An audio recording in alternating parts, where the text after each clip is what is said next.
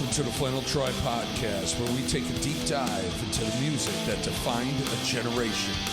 From the fading echoes of glam metal to the rise of raw and gritty grunge. Whether you rocked out in high school back then, or you're just curious about this legendary era, join us as we explore the music that made us, and maybe still does.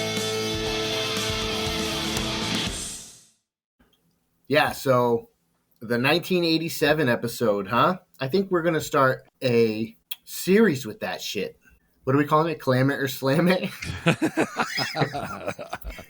Jam it or can it? Jam it or can it. Right.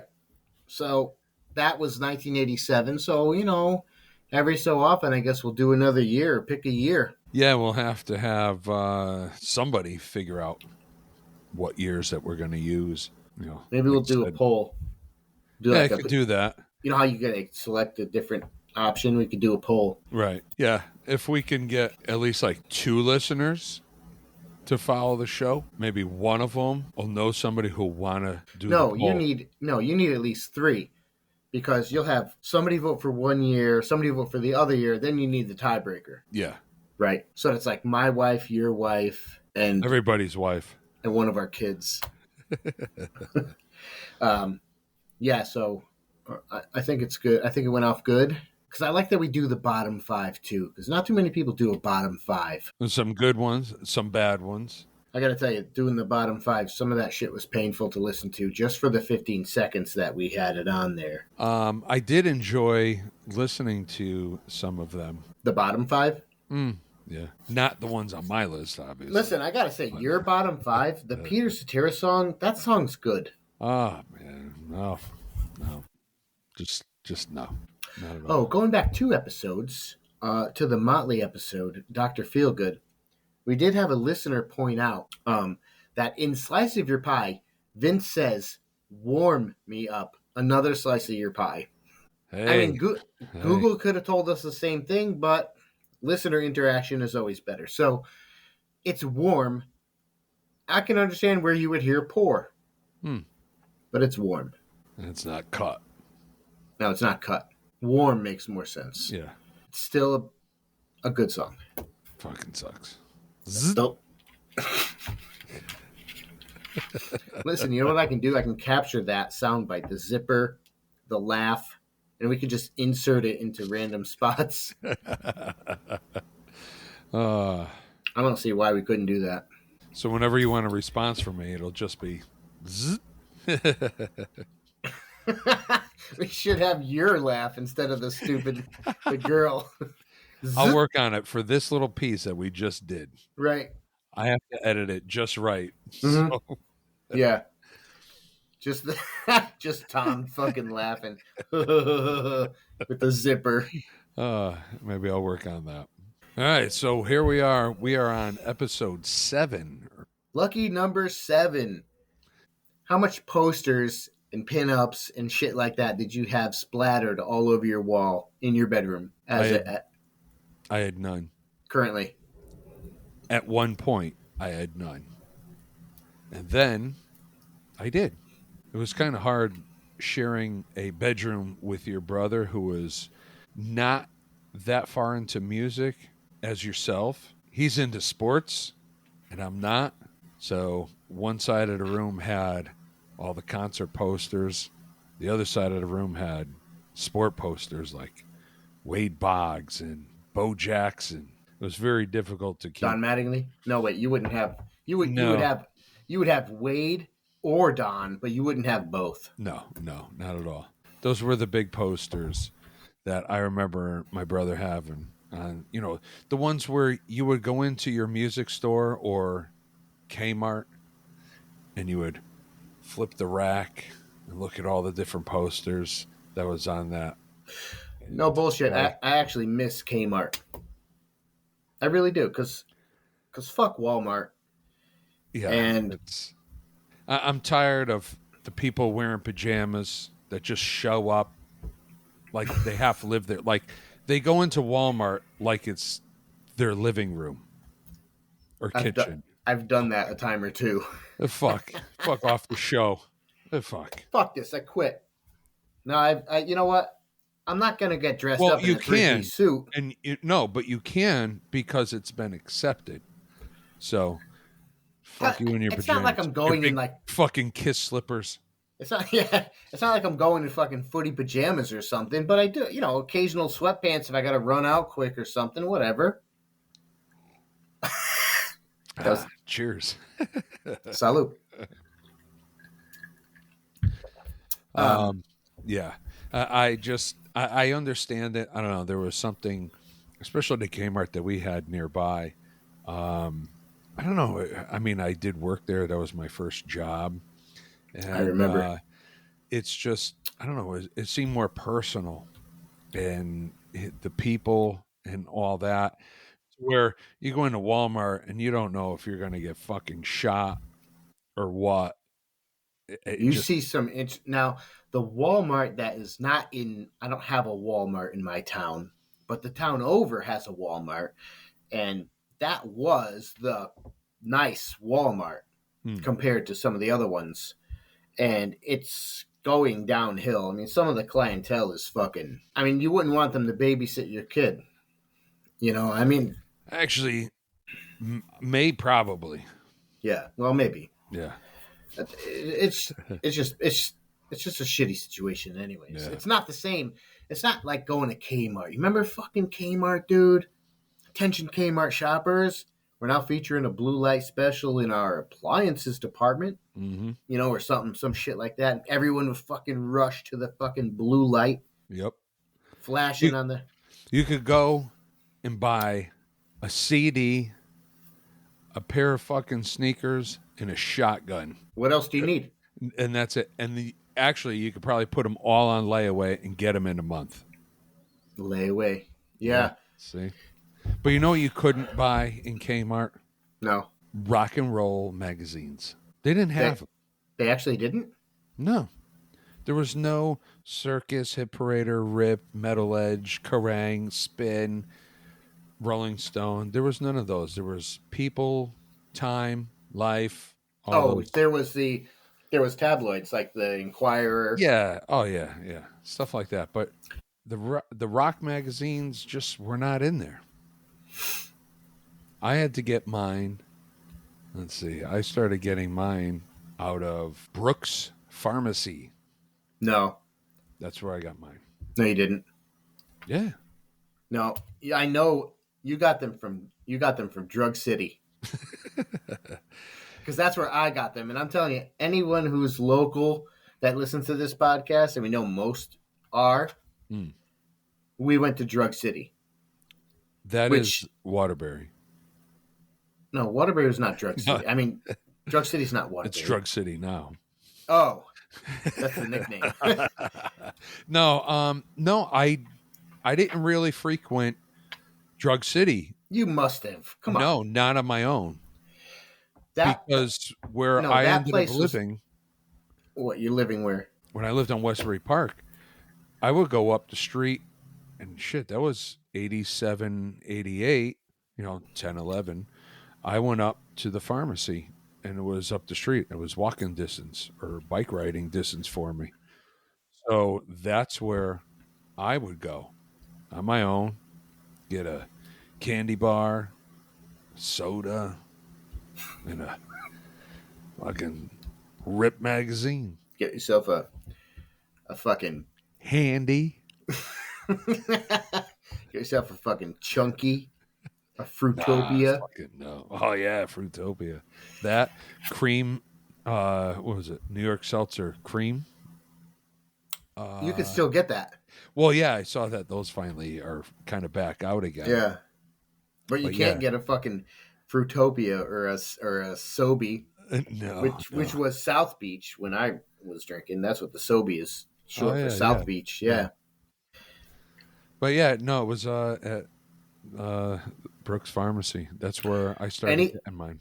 when I started getting into hard rock, heavy metal, and putting pictures on my wall, which every kid did, it was, I'm a kid. So whatever it was, I had to have my mom buy it. And I would always go grocery shopping with my mom every Saturday morning. And whatever ShopRite had on their shelves, because they had a magazine section, Yeah. whatever they had, and then occasionally, and then it would be Drug City too, because we would run down there to get stuff quick. Yeah. And I don't know anything about Drug City. That's not a chain. Was it a chain? Oh man, actually, I don't believe so. It's just a local pharmacy. Right, and actually, it's funny. A customer was in just not long ago with me, and he had mentioned Drug City, No and he kidding. had talked about the. I don't know if the pharmacist was kind of the owner of it in the back. I forgot his name, but he actually knew him. I think he even worked there at one time. So I thought that was kind of funny because usually in my everyday, I don't really hear many people mention Drug City, unless it's Waterbury. No, that place has a. It was huge because even if my mom was in the grocery store next door, I would, if I'm bored following her around, I would come over to Drug City. And so I'd either be flipping through every magazine they had, every rock magazine, Metal Edge, Hip Raider, Circus, Rip, or if you were smart, like a lot of us were, you were taking the hustlers and putting them inside the Rip magazine. So when you open it, it looks like you're looking at Hit Parader or something, but you actually got a fucking Handy yeah, you're getting handy right in Drug City. from a magazine. You actually got a fucking hustler in there, and you're flipping through it, and you're fucking like 12, and you're like, yes, there's like boobs and stuff, and beaver. So So why would there be animals and boobs? Like critters? well, they also had hunting magazines. Nice beaver. Right. I just had it Thank you. I just stuffed. had it stuffed. So Brooks Pharmacy did not carry Hustler. Drug City did. Where Hence the the fuck name. was there a Brooks? Okay. Your mother worked there. So why were you? Now I know that, but you said you were on the other end of town. Why would you end up at that Brooks? Oh, Westbury Park was right there. Was it? No. Yeah. French Street, right there. You're really Behind the localizing. cemetery.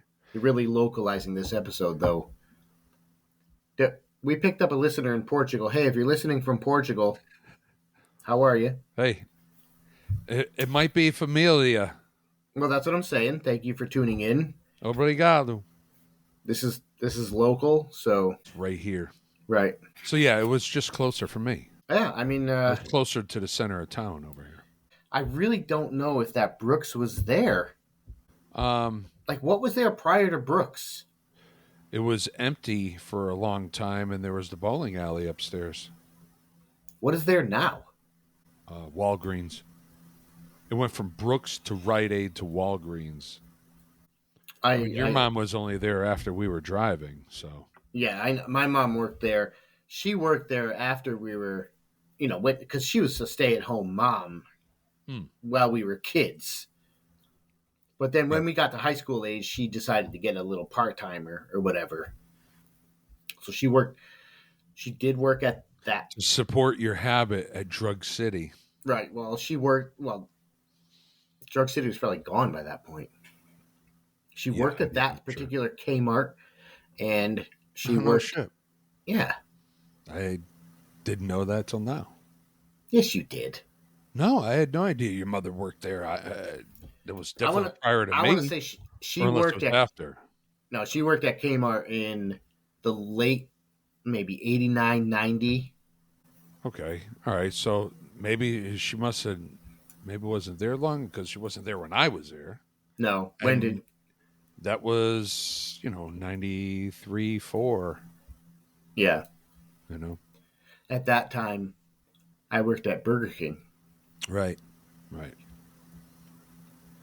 Yep. And this guy here, your co-host Jay, passes up on opportunities to see Green Day at Toad's Place for like $10. The manager at the time, his name was Barry. Nice guy, not Manilow, but he was a really nice guy. Yeah. Drew comics, very talented guy. He's like, hey, you want to go see this band at Toad's Toad's place. It's pretty well known, but it's a club. I don't know what, In New 1,000 people, Haven. Yeah. Oh man, I don't even think that many. if that. Yeah. Anyways, all right. So who you going to see? It's this band called Green Day, and I'm like, nah, I don't know what that is. I don't know who that is. I didn't. I turned it down. I didn't want to go. And they were actually supporting the album Dookie, and it was before the album broke. Hmm. So that's when I would have gone to see them. Yeah. I mean, I kind of regret it. I'm not the biggest Green Day fan, but it would have been cool to see. Right. Right. You know? Yeah. No, that I definitely would have been. Yeah. And I know we're going way off here from No, not albums. that's all right. We're Whatever. going way off from Topic. magazines. The Green Day album, I remember going into our local record store and I would buy albums based off of album covers. And I saw that, the Dookie album. I asked the guy, Larry, I asked him if he knew anything about it, and he had no idea who they were or anything. It just come out, so I bought it, brought it home. When I went back like the next day or two, because I was there almost daily, and he asked me about the album, about the band. And I said, "Well, I said they sound like they're a punk band. They sound like they're British, but they're from California." I said, "Yeah, it's pretty good." Yeah, he just sometimes does a little accent, it seems like. Well, and that's always funny when the British sing, and it's like perfect, nice, clean English dialect, American dialect. And then you hear him talk, and it's like, whoa, dude, where did that come from? It's like And then, Ozzy. yeah. And then you hear, say, like Green Day, and especially on that album, he almost has like a British punk accent. And it's like, you're Because I far think that's from what it. they were trying to emulate. Well, yeah, I mean, definitely did, definitely were. But yeah, I remember playing that album a bit. But they were never in any of the rock music magazines that I bought because at that time I stopped buying them. That's around the time that I think I stopped too. I think a lot of people stopped. I was buying or having my mom buy rock magazines probably 88, 89, 90, 91, 92. Oh, are you fucking poor? You see a magazine now, it's $15. Dude, Dude, it is. And I sit there and go, fuck, yeah, I'm poor. I can't fucking buy that. I say I'm not buying that $15 for a Yeah, fucking like, magazine. holy shit. You ever notice But- like all the magazines at the register? Like I was in fucking Walmart, With your pajamas on. with my pajamas, and the magazines at the register. They're all like throwback magazines. It's like Yeah. 80s, or here's a picture of fucking Freddie Mercury or something. They nostalgia sells. I mean, that's Yeah, what. oh, for sure. Because nobody wants to be here. You know what I mean? So nostalgia sells. That's why you guys got to start listening to this podcast a hell of a lot more. All the Right. pop culture, all the little stuff that we throw in there, Nice beaver. All the nice beaver. Did you have a favorite magazine, or did you buy the magazine based on the bands that were inside?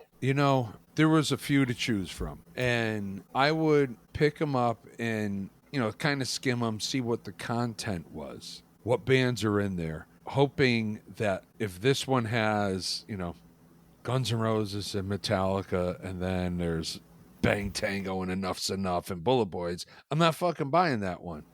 But if this other one had Guns N' Roses, Poison, Crew, Metallica, Wait, you wouldn't buy the one with Bang Tango and the Bullet Boys?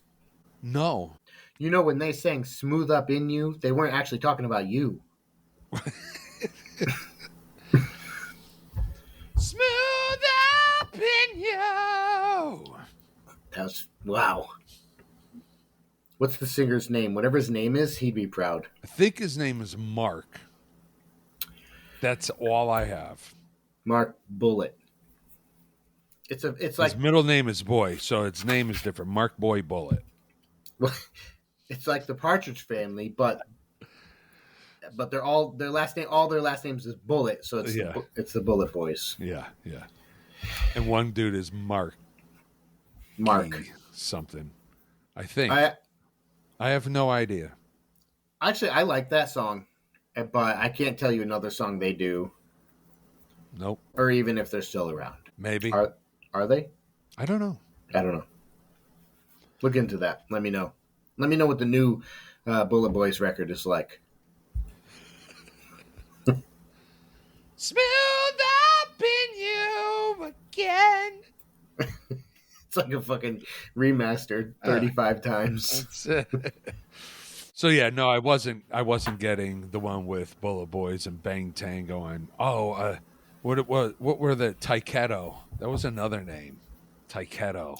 Yeah, I know of them, but I don't know what they sound like here. No. And no, they would have the magazine, they would have like fucking, big ass letters like Warren, and then but as the letters got smaller, it'd be like the bands you have no idea who the hell they are. Right. And they might have got mentioned in a column. Right. And that's it. Yeah. So if you're a fan of that band, like you wanted to see Tiger Tails or something, Tiger Tails is the next album I'm making. That's a band. Tiger Tails. What? That's a real band, bro. I had no idea. Yeah, from then. Oh my hell. Tiger Tails, but it's with a Z. Obviously, there's a Z. Wait, is it? Why would they go straight up with an S? Hold on, I gotta find that. I gotta find it out. This is too good. No, it's a band, bro. Yeah, with a Z. Of course. Wow. 72 albums they put out. Dude, what if they rip? What if they're fucking awesome? Do you guys know who Tiger Tails is? They come out in 1983. Oh, they ought to be good. Yeah, well, what if they're awesome? They could be fucking awesome. Like, I'm not going to talk shit about them. Oh, they're Welsh. You ever heard somebody speak Welsh? Like grape or strawberry? That's Welsh. Like jam? No. Actual Welsh. You ever heard that language? No. It's tough. And that's not the band. I don't know. I think they're worth checking out, dude. Is that porn? No, that's Tiger Tails. Oh. Look like Dick Tails. Ooh. Dick Tails. Ooh. Dude, they got records. Like, all right, next episode, Tiger Tails. I'm calling out sick that day. Where are they now? Look at the list of albums they have. 72 of them. They have records up to 2016. You know what, though? Honestly, I watched this video with Jizzy Pearl today from Love Hate, also Quiet Riot. You can see a picture of Tom with Jizzy Pearl that's right. on our website. I have the photo up there. I'm Tiger Tails' newest fan. I'll tell you what. I'm going to blast this shit in the car because I'm into the vibe that they're putting out just by looking at the pictures. Because you have a very, very short drive to work. That's why you're going to blast it. No. Well, it's 15 minutes or so. Jizzy Pearl's got a YouTube channel that I highly suggest everybody check out. If you're into Quiet Riot, Love Hate, check it out. He's got some stuff on there that is pretty interesting in talking about being on the inside in the rock business. There was a video today that I just happened to see, kind of one of my first ones, and he was talking about the rock musician, the guy that's doing the cover band, fucking midnight setting up, and they're going to play some shit music, and you're like, this band sucks. But you know what? They're out there fucking doing it. They're getting paid for it. Yeah, playing at midnight might suck, but for them, they're probably fucking loving it. Or that guy, he's loving it. And he was kind of mentioning, like, maybe don't shit on them because they're fucking doing their passion and maybe doing it when they can. And I find myself doing that an awful lot. And shitting on people? Yeah, so a lot of these bands, actually, the wife had mentioned. I try. I think I make a conscious effort to not shit on people, especially if they're doing something they love. Right, and I know you give a fair chance, except there's just no way in fuck you're going to listen to Fish anymore. No, but because I gave them a fair chance. Right, and that's the thing. It's just not my thing. Right. And that's fine, and I'm not a Fish fan by any means. I haven't given a fair chance to a lot, and maybe I should. Just like when you were talking about Enough's Enough, and you were saying, dude, really good, blah, blah, blah. But I'm looking at it like I can't get past the fucking Pretty Pinks and, the band name Enough Z Enough. Of course they use a Z. They all use a Z. I can't get past the image, so I'm not even bothering to where I actually should. Hey, let me check it out because they're there. They've made it to that point for a reason. Right. Sometimes bands do the image because they feel like they have to, or what they really are. But a band like Enough's Enough, when I saw that when they came out and they started putting the new thing Mm. on MTV, they were like showing the big fucking peace sign on the screen, and he had the round glasses, and a lot of people were doing the same thing at the time. Mm. And he looked like he was straight out of Sunset Strip, Faster Pussycat type of sleazy, but they had more color type of thing. And I remember thinking like, wow, they're really ridiculous looking. But I can definitely put that aside and say, I just listened to a song. I'm like, do I like what I hear? I don't care what you look like. Mm. Do I like what I hear? And yeah, I like a lot of Fly High Michelle is a great fucking song. I mean, it really is. I don't care what year it came out, because I think Enough's Enough is one of those bands that was like great band, bad timing, because things were about to change. You know what I mean? But I that look at it doesn't. like great band, if I listen to it. Great band, bad timing, bad name, bad image. Yeah, I think that sort of thing has a place, Mm. and maybe nationally or worldwide is not that place, but it might work on Sunset Strip. It might work at the Cat House with Ricky Rackman. It might work in places like that. It might not be accepted worldwide, but that doesn't mean you need to stop doing what you're doing, because this guy over in fucking Richmond, Virginia doesn't understand what you're doing over there because it flies in LA. Okay, so you just pointed out Richmond, Virginia. So that one listener that I think we have there, we're not talking about you. We have a listener in Virginia. Yeah. I just picked something in the East And I Coast. believe actually it is in Richmond. So we're not talking about you, Mr. or Mrs. Sorry. Well, I mean, it's just I just think you should stick. If you believe in what you're doing, do it. Right. Don't change. Right. And that's like even me doing my music, same thing. It's like I'm doing it and that's The that. I do it problem for me. is that, and I notice and social media is a huge problem, but Instagram in particular, when you have somebody doing something or whatever it is that they're passionate about, the way Instagram works is, I think the comments with the most interaction get up top. And usually that's the negative comments, because those are the ones that get people saying, well, fuck you, or you're full of shit, or this is bullshit. Those are the ones that get the most interaction. So that is what you see. So when you click into somebody pouring their heart out, singing a song or whatever, even if they're not perfect, whatever, Hmm. you open it, immediately you're hit with the negative comments. And that's a Right. flaw for Instagram. I think it sucks. Instagram is really toxic in that way. Some people aren't bothered by the negative comments, which is good. You shouldn't be. But it's sometimes it's disheartening when people go out of their way to be negative. What's the whole saying of you know If you jeez. don't have nothing nice to say, don't say it at all. No, no, no. I was gonna say whatever publicity is good publicity. That type of Well, it thing. depends what you're selling. But yeah, all publicity is good publicity. It doesn't matter what they talk about as long as they talk. That's where you're gaining the traction and you're getting the views, you're getting the likes.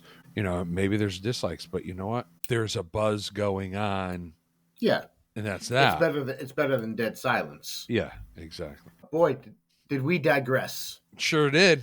So my go-to magazines for the most part had been Hit Parader and Circus. Metal Edge, Metal Edge was good. Metal Edge was good because I found that it was a thick magazine. Bad Tom, part of it, Tom loves it thick. yes, What's the bad part of it? half of it was black and white paper newsprint pages. Yeah, some of that. So Some of that I that, didn't like. I yeah. always love the glossy pages Hmm. because you can rip them out. But yeah, that was the one thing with Metal Edge, kind of turned me off. But I would still get it regardless. But Hit Parader was one that I would definitely get, and so was Circus. One of the things with Hit Parader, which I thought was fairly interesting, is it's one of the longest running magazines, starting back in September of 42. Holy shit! And I wasn't yeah, expecting that. I did not think that. First issue was September 16th, 1942. No shit, huh? So in What's that issue go for? I'd like to look into that. I didn't even get into that to check it all out and stuff. It launched in 42 by Carlton Publications that was based in Derby, Connecticut. Really? Yes, so that was a new one for me. Um, so I do have to read this because I did find this fairly interesting. The magazine's original mission statement as follows: Hit Parader is designed to appeal to boys and girls in school, in colleges, and in the armed forces, and the millions who listen to radio every day, the people who go to movies and dances, the jukebox addicts, the people who buy phonograph records and sheet music for home use, and even the people who whistle while they work. So yeah, I had no idea. I knew it went back, but I didn't know it went back that far. Yeah. I So would have guessed the 60s. So yeah, that's the early years, and it would consist of a lot of lyrics to hit songs of the day, and that remained until 1975, and then there was all this licensing issue and all that shit and how expensive it was. And then going forward, they started doing the interviews and color photos and feature articles on popular rock musicians. But then during the 70s, the transition into hard rock and heavy metal, the British heavy metal wave was starting. It was one of those that I really liked. I liked the logo. Somebody out there, gift me a shirt with the Hit Parader logo, please. Thank you. Was it a cool logo? Like I can't. TIA. Thanks in advance.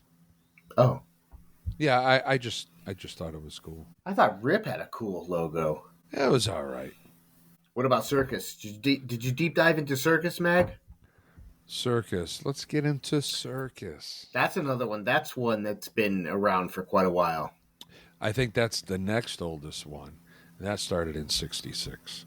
You know, one magazine I didn't fucking buy was Rolling Stone. I was never into Rolling Stone because I thought it was more of a political rag than an actual. They cared about music. I've had a couple of Rolling Stone magazines, which I actually have one. I forgot the year anniversary it was. I have it actually over here in my pile, but the cover fucking ripped off of it. Those were actually called coffee table magazines. Is that right? Yeah. So Like Rolling Stone, Billboard, yeah, those were big. Goldmine. You'd find them on your coffee table, or in your barber shop on the table. But yeah, those were coffee table magazines.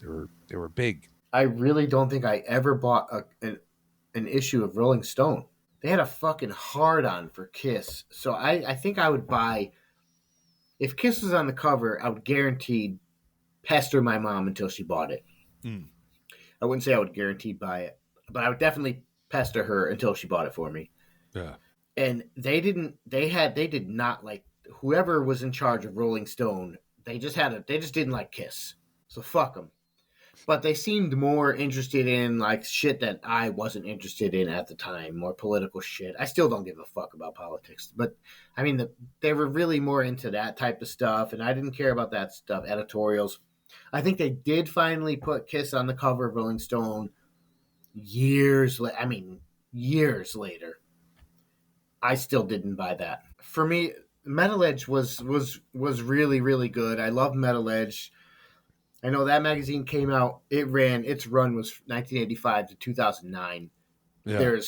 I think somebody revised it because let's face it, there's really no more magazines. You No, want and you want and that's the information, you go problem. through your phone. Right.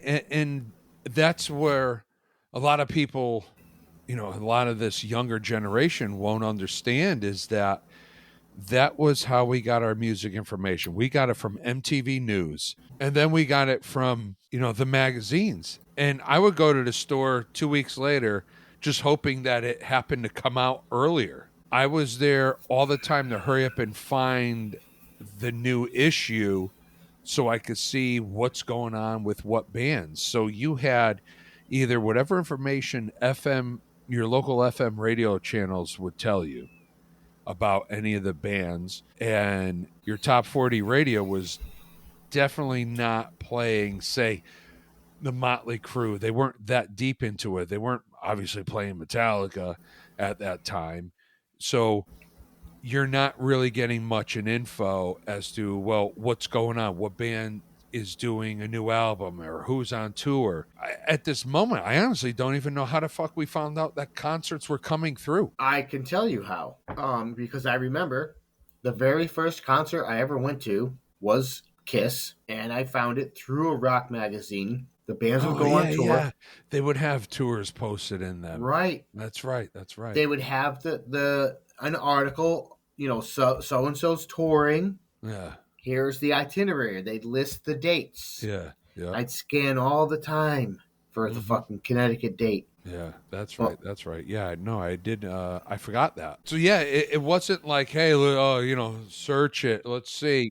We had no way to find that out. I feel like this generation, maybe even the one before, they're missing out on so fucking much with regards to this stuff. They're missing out on so much of so little. That's how we found music out through the magazines and MTV News. Like that was it. That's how I discovered Iron Maiden. I didn't hear Iron Maiden on the radio. I discovered Iron Maiden for the very first time by walking into Fine Tunes, I think, and buying the live album, Live After Death. Yeah. Is that what it was? Just because Yeah. Yeah. just because I liked the cover art. I That's didn't know full. anything about the band. I'm like, that's fucking cool. Yeah. Mom, get me Ah! this Ma, get me this tape. And put it on, and I was like, wow, this sounds like a fucking badass show. Yeah. And I really loved it. So that's how I discovered Iron Maiden. It's the first time I ever heard them. Iron Maiden for me, as we're talking about magazines and posters on your wall and all that, it goes back to my cousin Brett, his sister Jen, the posters on their wall. That's where I got the idea personally from them, seeing their rooms. And it took a little while for my mother to agree to have posters on the wall. And it was like, well, you could do this.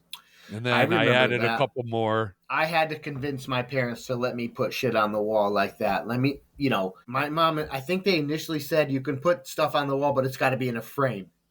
Like it's got to be nice. Yeah, yeah, yeah. Like, 'cause there's one picture here, one there. And then it just sort of devolved into I'm stapling everything. I had pictures that were like this big. Yeah. If it was a picture of Kiss in the magazine, I'd cut it out. Bam, on the wall, staple. Staple. Everywhere. I mean, not a square inch of paint. You remember. But like I put it up, but I would make sure like one wall I had definitely was all Guns N' Roses, but I had to make sure all the pages that I took out were nice. I put them all together so it made like frame out like a nice square and all that stuff.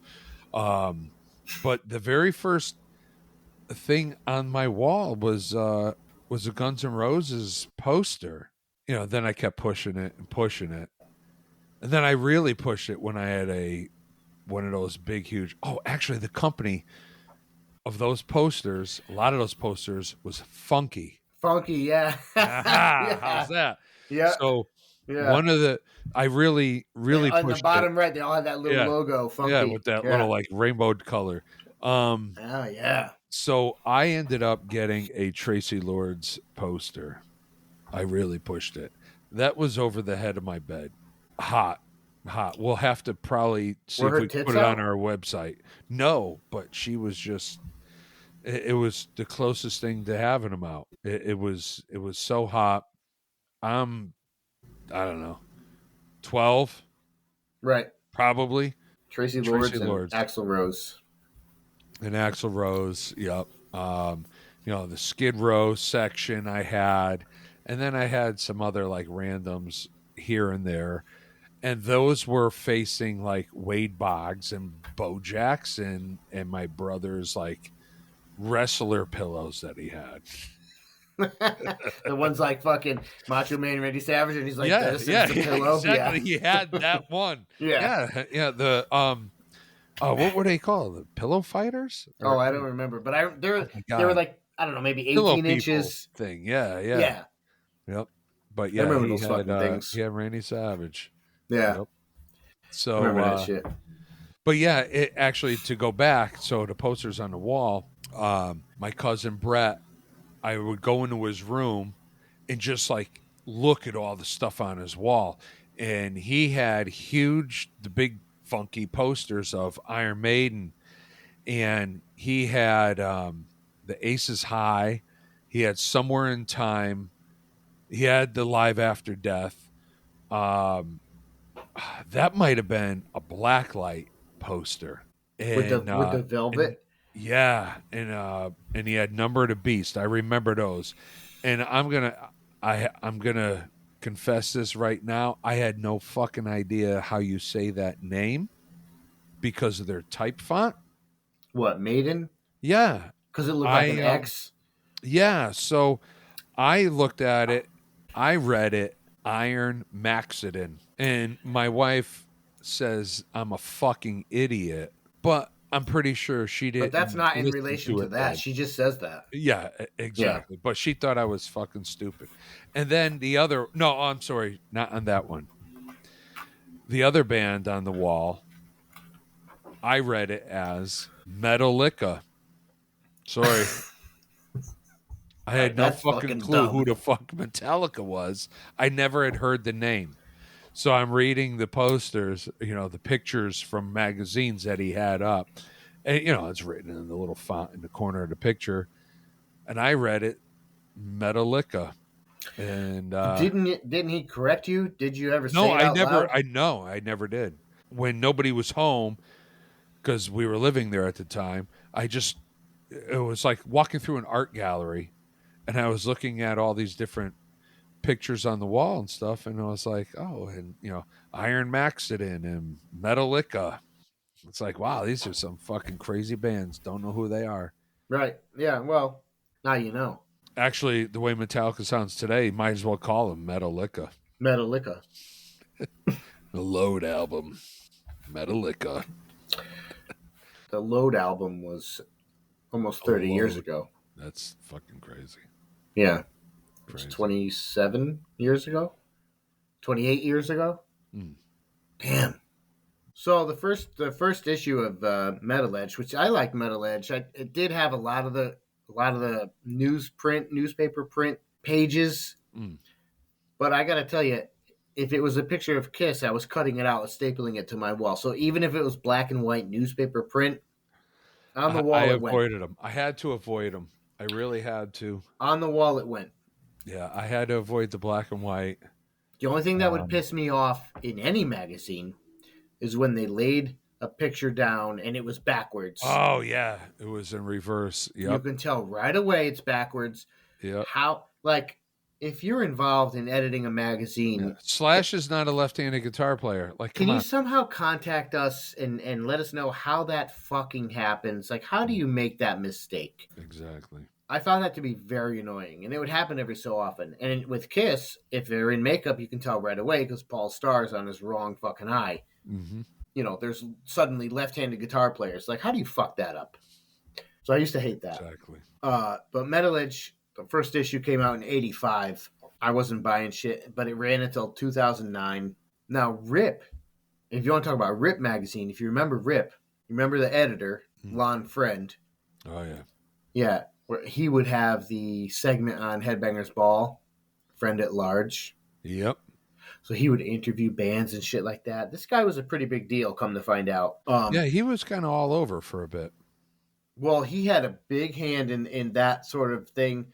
But if you remember, he was there. He did a year and a half of Life of Metallica with them. Yeah. That's pretty huge. And Matare Crow.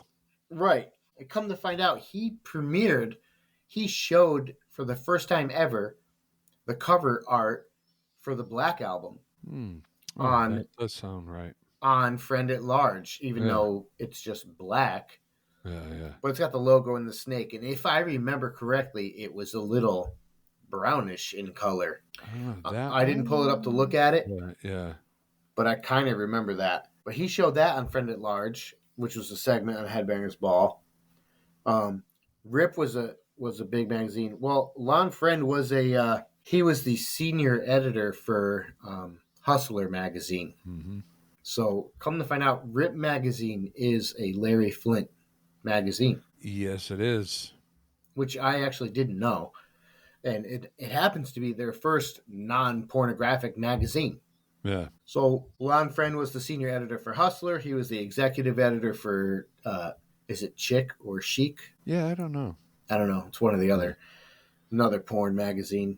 Mm-hmm. But he did that. So then I guess they had the idea to expand because that the rock and metal scene, glam metal, is taken off. So let's try to cash in on that. Here comes Rip magazine. Lon, you're gonna spearhead this thing. So in December '86, issue number 1 of Rip magazine comes out. Ozzy on the cover with somebody I don't recognize, and it looks like, and they're spliced together because there's no Photoshop. So it's Ozzy on one side, and somebody with a mohawk on the other side of who I don't know. But for me, I was probably buying them late '80s. Right. Yeah. Same here. If Kiss was in there, I was buying it. If they were on the cover, I was guaranteed getting it. Had to get it. And oftentimes I would get, or there would be a special edition of a magazine. You ever see that? A special edition, and it's like the entire magazine is your favorite band. So it'd be like a Guns N' Roses special. Occasionally there'd be a Kiss special. Right. So I'd get that. Did you know Rip was the first magazine to feature a cover story on GNR? No, I don't think I did. Yeah, it was like in '88 or something. Huh. I think they were the first ones to put GNR on the cover. I had to have gotten that one. I'd have to probably look it up, but I'm pretty sure I've gotten that one. You got any magazines still intact? You got any magazines? They were all cut up. The only time I had more than one copy was if it was a special edition Kiss magazine. I would either ask my mom to get me 2, which I can't see her actually doing. So they were like freaking $4. But I might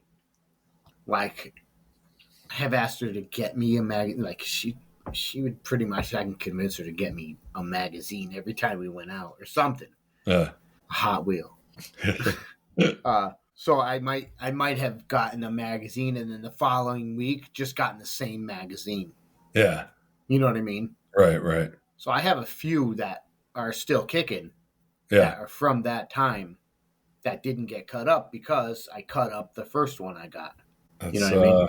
That's interesting. Actually, one of my customers, I say customers because I own a barbershop, for the listening audience that doesn't know, it's not like favors on the side, handies, it's nothing like that. So my customer Deej, he had listened to the I Want My MTV epi, and he had said that it reminded him of when he was younger.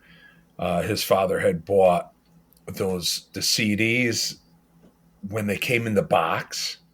The long box? Yeah, the long box. Mm-hmm. So it was like the whole entire album cover on it. So his father would get those, and then his father would cut like the front panel of it off, and he would hang those up in his room. So that was him like hanging up posters. Look at His me. father hung the fucking CDs? No, his father bought the CDs, but cut the covers for him. Oh, okay. I cut the son. I cut him. You cut his hair. Yeah. And the son would hang him up.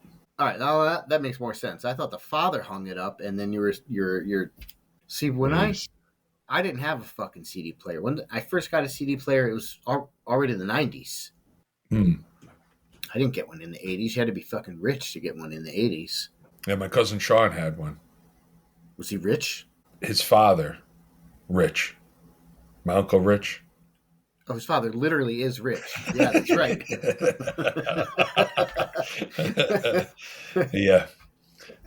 But yeah, he had a CD player. I remember actually his first CD player was a Magnavox boombox, and it had a CD player on the top and like a cassette deck or two. There's no way that didn't skip.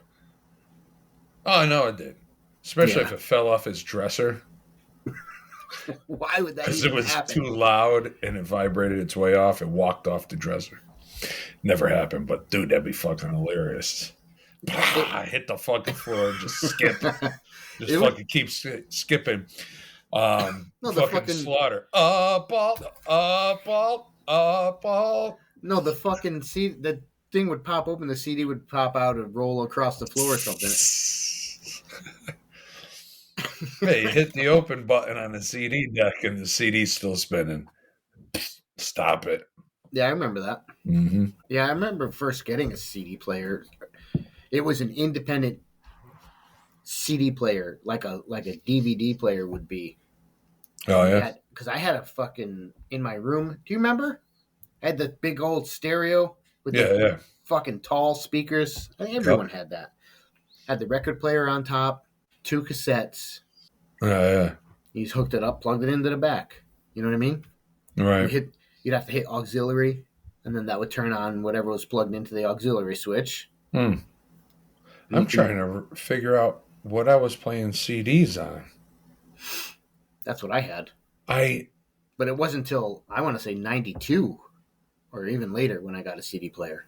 I can't remember what the hell I played CDs on because I lived in a cave at the time. I had but I had a CD player at the cave, but I can't remember purchasing it or anything. I really can't remember how I got it. I would end up recording. I still had blank tapes because the tape deck in the Mustang. So I would record my CD, put it on the tape, and put it in the car so I could listen to it. CD quality on a Maxell. Didn't make any difference. Nope, not at all. Yeah, I remember that shit. Yeah. I remember that. But yeah, I remember the CD player, but I just, honestly, it's killing me. I can't remember I got it. I don't remember buying it. I was too fucking cheap to do that. Maybe I wasn't. I don't know. Maybe I was rich. I remember having the fucking Discman, and then you put it in your car. Oh, with the cassette tape. Yeah. Connector. Yeah, you plug the thing into the Discman, and you put the cassette thing into your tape deck, and it would play the CD. That was high tech. But that would skip like a motherfucker too. You had to press you had to click the button over for the no skip or something, right? I don't know, but if it was, would you ever turn that off? Right. It was like, why is that an option? Just don't fucking skip. Right. It's like, well, I'm okay with a few skips now, so we can turn this off.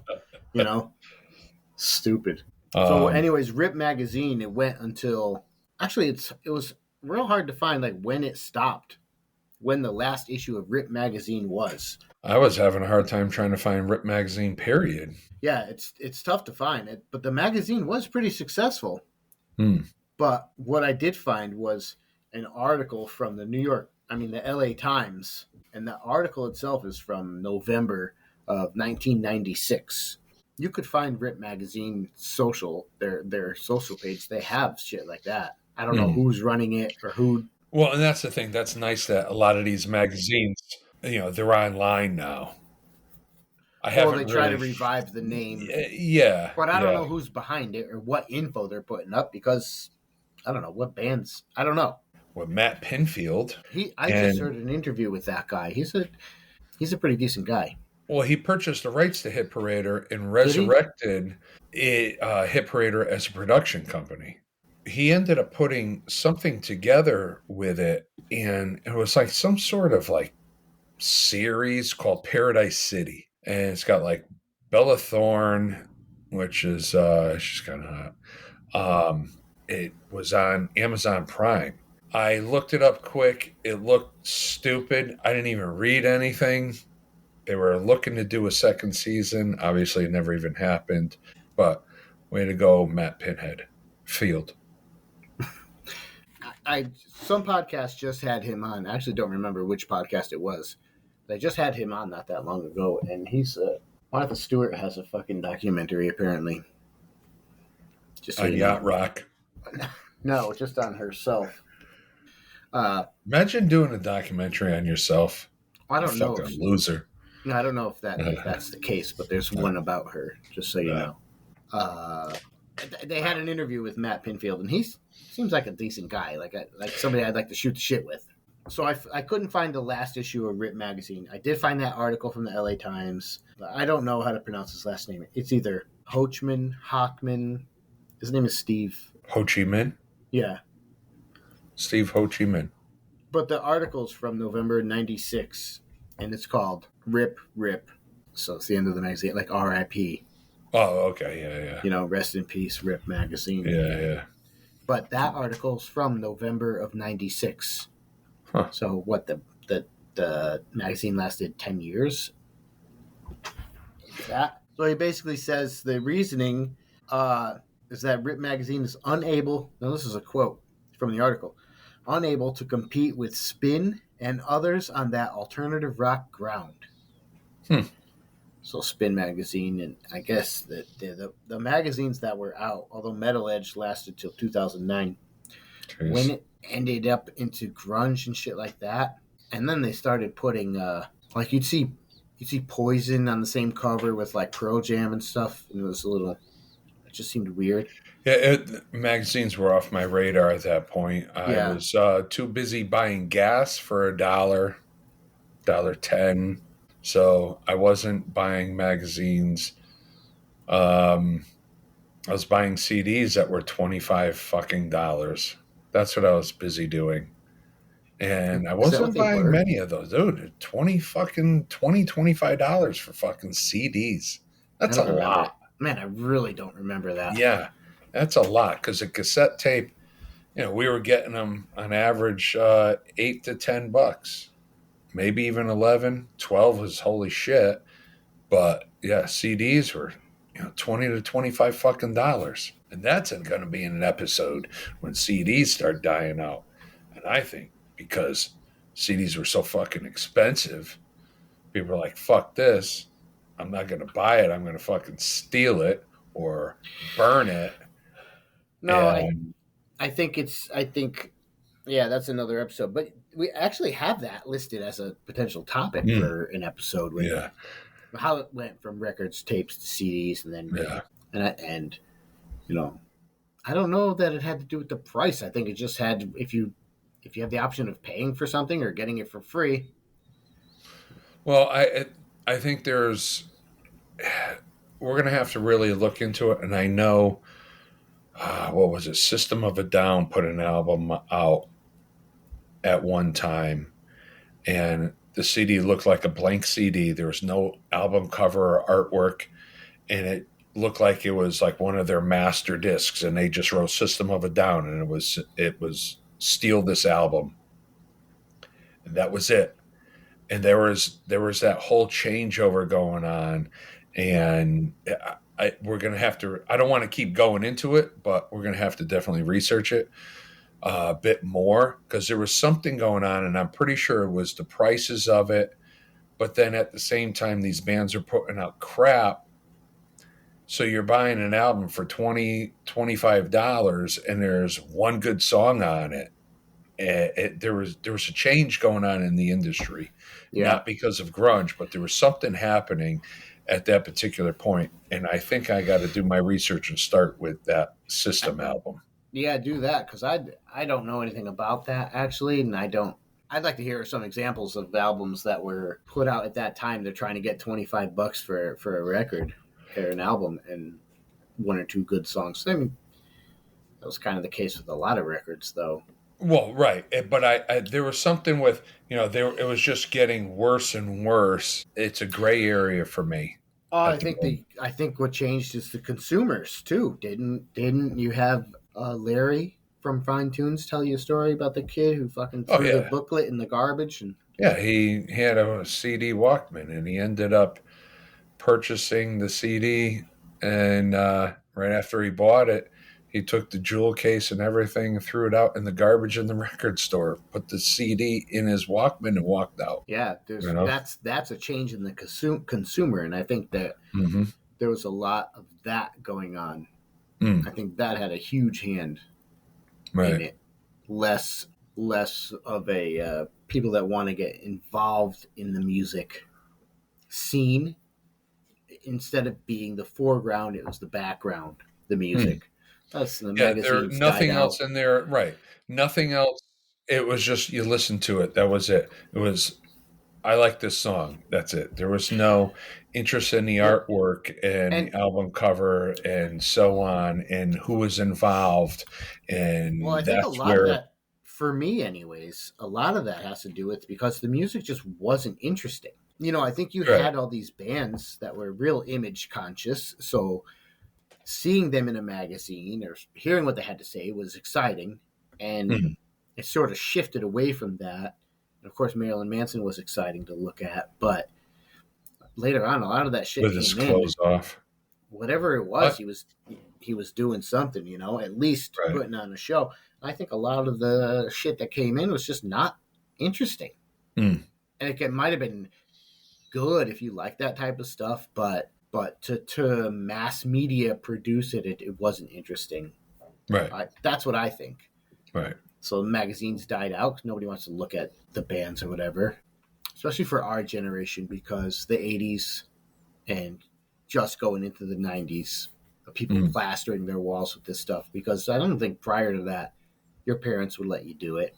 But then you see pictures of people's rooms from like the 80s and stuff, and they all had it. So it was that time. And it all came from the magazines and like poster racks in Kmart. Yeah. Or wherever. Teen Beat. I'm not buying that shit. No. Tom bought it though. No, not at all. But you need to tell us what you purchased. What magazines were you interested in? What magazine did you like? What was your favorites? What was hanging on your wall? What bands did you have hanging up? Were you even allowed to? You need to let us know. You need a lettuce. You need a slice of lettuce. Prior to rock, I used to love ninjas. I used to get those martial arts magazines all the time. Oh my God, that sounds horrible. No, I used to really be into like, come on. Did you ever see Ninja? Horrible. Did you ever see Ninja 3: The Domination? No. Isn't that the one and only movie? No, there's 3 of them. No. maybe there's 4. I don't know. But it's at least 3. I was really into that shit. No, that was before rock. I would Ninja posters. No. Whatever. So Tom, go for one take. Try to do it in one take now. What's the email? All right. You can reach us at flanneltribepodcast@yahoo.com. I don't even check it, so reach us. No, I check it. Good. It's in there. All right, that's good. You can reach us at our website, which is www.flanneltribepodcast.com. You can see us on our socials. What? You only said 1 or 2 W's. Yeah. On the World Web. You don't even have to put the W's, though. No, you can reach us at flanneltribepodcast.com. You used to have to write the HTTP yeah. :/. Check out the website. Flannel Tripodcast. Man, I always say that. Padcast. Yeah. FlannelTribePodcast.com.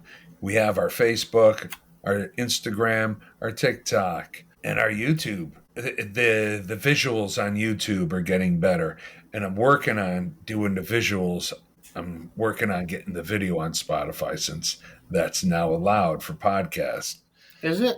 Yeah. So I was just starting to get into that today. So hopefully upcoming episodes, we're going to have our video through Spotify also.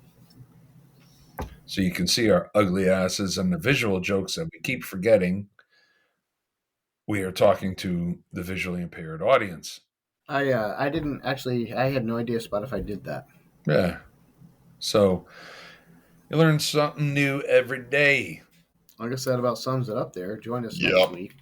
Join us next week for a very special episode. It's going to be very special. It's going to close out our year. Our very special Christmas episode. Krima. Holiday episode. Merry Christmas. Happy Hanukkah. Kiss his ass. Kiss your ass. Kiss my ass. All right. Right. Signing off.